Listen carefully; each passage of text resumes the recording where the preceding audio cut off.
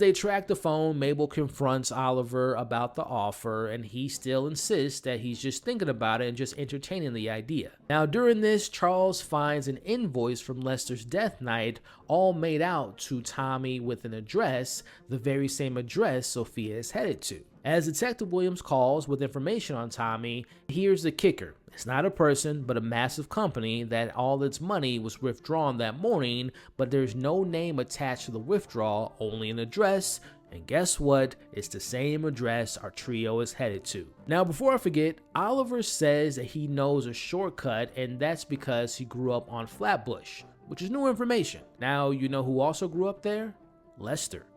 Coincidence or another layer to this mystery? Now, despite William's stern warning to stay away from these individuals who pose a threat, our trio ignore her. As they arrive to the address and watch as Sophia is not only let into the building, but welcomed by Lorraine. That's right, Lester's wife.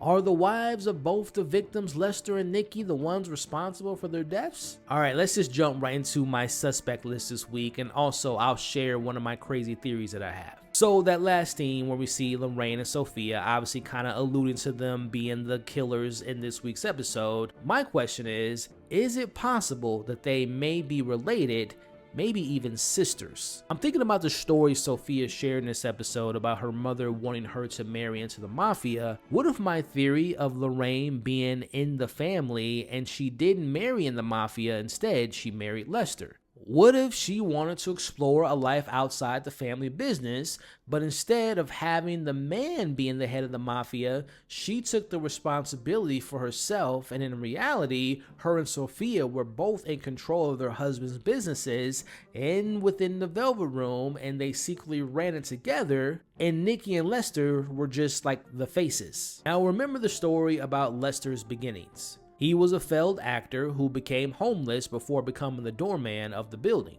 I wonder if Lorraine had anything to do with his hiring. Also, will we ever officially meet their kids, Frank and May, and are they somehow connected into all of this? Also, as I mentioned earlier, I have to put the mayor on the suspect list because right now, besides him wanting to be on the podcast, I think that there is something going on with maybe laundering money to help boost his campaign. So I still think the mayor is going to play into what's going on in this investigation as well.